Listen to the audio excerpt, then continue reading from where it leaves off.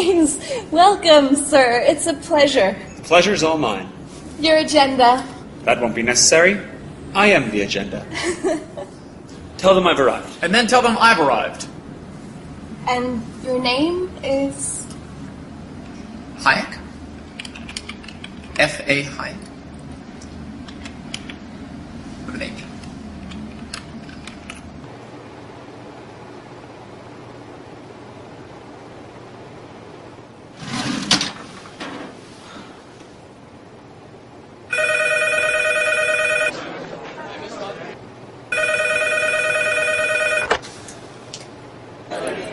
Freddie. Yep. Keynes. Hey, listen, party at the Fed. Already? 20 minutes. Lobby.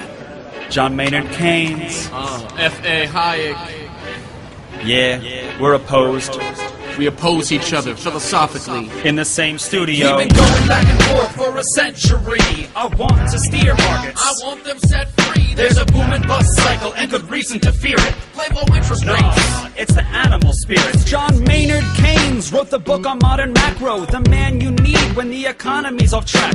Depression, recession, now your question's in session. Have a seat and I'll school you in one simple lesson. Boom, 1929, the big crash. We didn't bounce back, economy's in the trash. Persistent unemployment, the result of sticky wages. Waiting for recovery, that's outrageous. I had a real plan, any fool can understand. The advice real simple, boost aggregate demand. C-I-G, altogether gets to Y. Keep that total growing, watch the economy fly. We've been going back and forth for a century. I want to steer markets. I want them set free. There's a boom and bust cycle and good reason to fear it. Play low interest rates. It's the animal spirit. You see, it's all about spending. Hear the register cha-ching. Circular flow, the dough is everything. So if that flow is getting low, doesn't matter the reason. We need more government spending. Now it's stimulus season, so forget about saving. Get it straight out of your head. Like I said, in the long run, we're all dead. Savings is destruction, that's the paradox of thrift. Don't keep money in your pocket or that growth will never lift. Because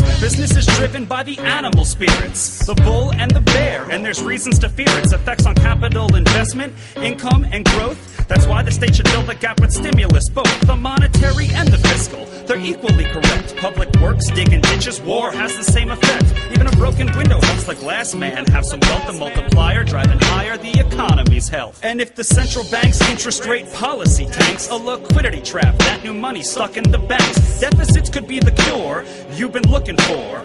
Let the spending soar now that you know the score. My general theories made quite an impression. Revolution. I transformed the econ profession. You know me, modesty, still I'm taking a bow. So say it loud and say it proud, we're all Keynesians now. We've been going back and forth for a century. I want to steer markets. I want them set free. There's a boom and bust cycle and good reason to fear it. I made my case, Freddie H. Listen up, can you hear it? I'll begin in broad strokes, just like my friend Keynes. His theory conceals the mechanics to change. That simple equation, too much aggregation, ignores human action and motivation. Yet it continues as a justification for bailouts, payoffs by polls with machinations. You provide them with cover to sell us a free lunch. Then all that we're left with is debt and a bunch. If you're living high on that cheap credit hog, don't look for a cure from the hair of the dog. Real savings come first if you want to invest. The market coordinates time with interest. Your focus on spending is pushing on thread. In the long run, my friend, it's your theory that's dead.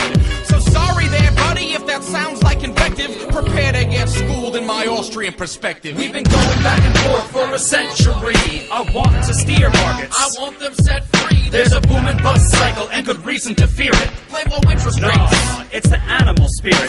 The place you should study isn't the bust, it's the boom that should make you feel leery. That's the thrust of my theory. The capital structure is key. Malinvestments wreck the economy. The boom gets started with an expansion of credit. The Fed sets rates low. Are you starting to get it? That new money is confused for real loanable funds, but it's just inflation that's driving the ones who invest in new projects like housing construction. The boom plants the seeds for its future destruction. The savings aren't real, consumption's up too, and the grasping for resources reveals there's too few.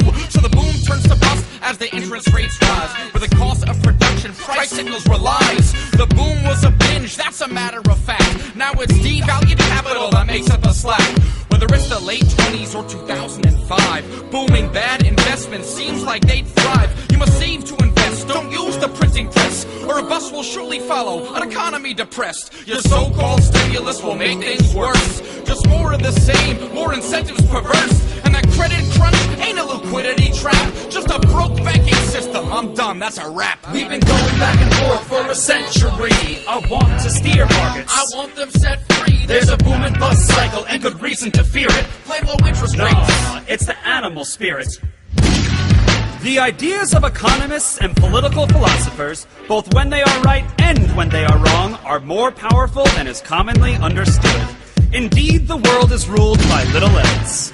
Practical men who believe themselves to be quite exempt from any intellectual influence are usually the slaves of some defunct economist.